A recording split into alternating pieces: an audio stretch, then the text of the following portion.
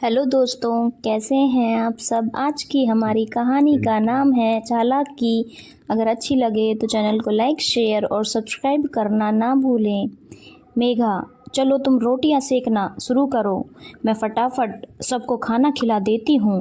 रीना अपनी देवरानी मेघा के पास आकर बोली, ठीक है दीदी, आप थालियां लगाइए, मैं रोटियां सेकना शुरू करती हूँ। मेघा फटाफट रोटियां सेकने लगी। भाई, खाना तो सचमुच बहुत स्वादिष्ट बना है। मुझको तो बहुत खुशी होती है कि तुम दोनों बहुओं ने घर गृहस्थी का सारा काम बहुत ही अच्छी तरह से संभाल लिया है। और सबसे बड़ी बात यह है कि तुम दोनों मिलजुल कर काम भी कर लेती हो। ससुर मनोहर जी खाना खाते हुए अपनी बड़ी बहू रीना की ओर देखकर बोले, जी पापा, आखिर मेघा बिल्कुल मेरी छोटी बहन जैसी ही तो है।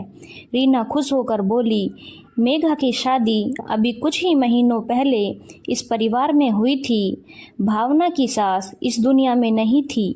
ससुराल में उसके ससुर मनोहर जी, जेठ जेठानी और पति नीरज थे। मेघा एक मध्यम वर्गीय परिवार से संबंध रखती थी, जहाँ पर घर का काम करने के लिए कोई मेड नहीं थी। क्योंकि मेघा सबसे बड़ी बेटी थी तो घर गृहस्थी के सभी कार्यों में पारंगत भी थी। उसका फायदा उठाया रीना ने। एक एक करके घर के सारे कार्यों की जिम्मेदारी उसने अपनी देवरानी मेघा के कंधों पर छोड़ दी और खुद उसके साथ सास जैसा व्यवहार करने लगी। जबकि वह खुद भी 1 साल पहले ही ब्याह करके इस घर में आई थी। मेघा सारा काम खुशी खुशी करती, लेकिन जब सारे पुरुष घर में दुकान से आने के बाद एक साथ खाना खाने बैठते तो रीना आगे बढ़ चढ़कर सबको परोस परोस कर खिलाने लगती और सब प्रशंसा लूटने लगती, मानो जैसे सारा खाना उसी ने बनाया हो। शुरू शुरू में तो मेघा रीना की यह चालाकी समझ नहीं पाई, लेकिन फिर उसकी समझ में सब कुछ आने लगा। क्योंकि जैसे ही घर के पुरुष दुकान जाते, वह आराम से सोफे पर टीवी का रिमोट पकड़कर बैठ जाती और जैसे ही दोपहर में सब खाना खाने आते, वो खाना परोसने पहुंच जाती। यही वह रात में भी करती। नीरज दीदी सारा दिन बस खाली बैठी रहती हैं और जैसे ही सब लोग खाना खाने बैठते हैं, वो ऐसे दर्शाती हैं कि जैसे सारा खाना उन्होंने ही बनाया हो। मुझको तो एक बार भी खाना परोसने के लिए बाहर नहीं आने देती, जबकि सुबह से लेकर रात तक घर के सब कामों में मैं ही जुटी रहती हूँ और वो वाहवाही दीदी लूट ले जाती हैं। आखिर मेरे साथ ही ऐसा सब कुछ क्यों होता है? मायके में भी यही होता था। घर की सबसे बड़ी बेटी होने के कारण काम करूं मैं और वाहवाही ही छोटे भाई बहन लूट ले जाते थे।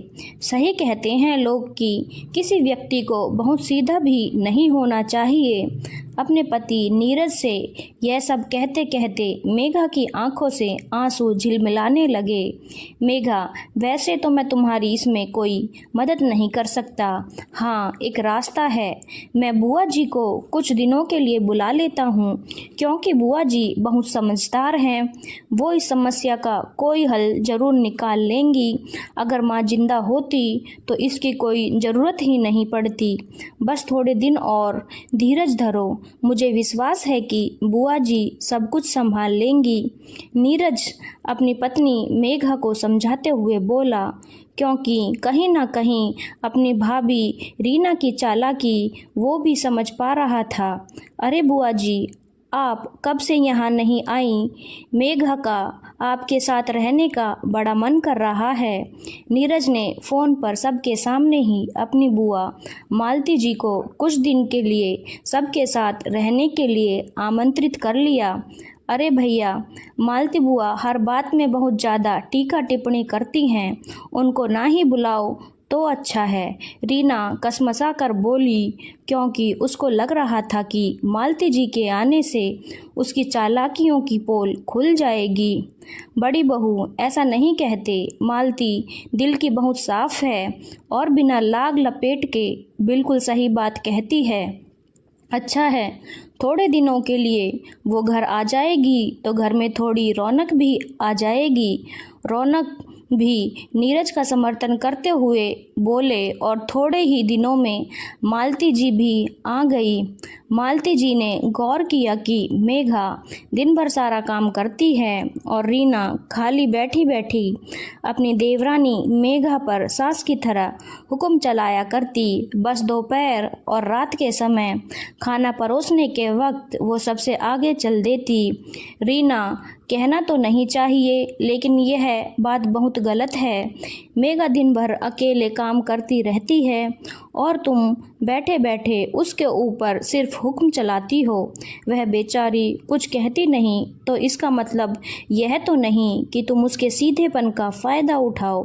जैसे वह इस घर की बहू है वैसे ही तुम भी इस घर की बहू हो। वह बेचारी अकेले खाना बनाती है और तुम सबको खाना परोस कर वाहवाही लूट ले जाती हो। यह तो गलत बात है। और फिर तुमने अपना शरीर देखा है, कैसे दिन भर बैठे बैठे फैलता जा रहा है। मेघा का नहीं तो अपना ही ख्याल कर लो।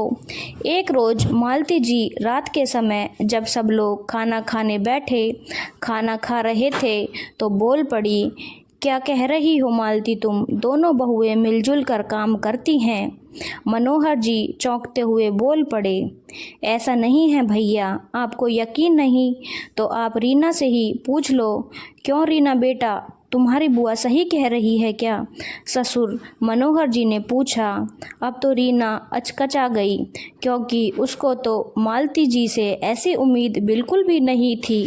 वो तो सोच रही थी कि अगर बुआ जी कुछ कहेंगी उससे ही कहेंगी, इस तरह सबके सामने तो नहीं कहेंगी। नहीं पापा जी, ऐसी बात नहीं है। मेघा खुद ही मुझको कुछ भी नहीं करने देती, यह अच्छी बात है। लेकिन आज से दोनों बहुएं एक एक समय का खाना बनाएंगी, क्योंकि मैं नहीं चाहता कि जरा सी बात के कारण मेरे घर में फूट पैदा हो। वही मैं कहूँ कि रीना बहू आजकल फैलती जा रही है और मेघा बहू बहुत कमज़ोर। अच्छा हुआ मालती, तुमने मेरी आंखें खोल दी, वरना यही सब बातें घर परिवार में फूट का कारण बन जाती हैं।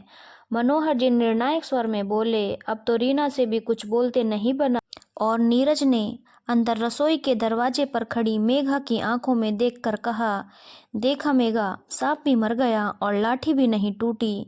मेघा ने भी आंखों ही आंखों में नीरज का धन्यवाद कर दिया। दोस्तों, यह स्टोरी कैसी लगी कमेंट बॉक्स में ज़रूर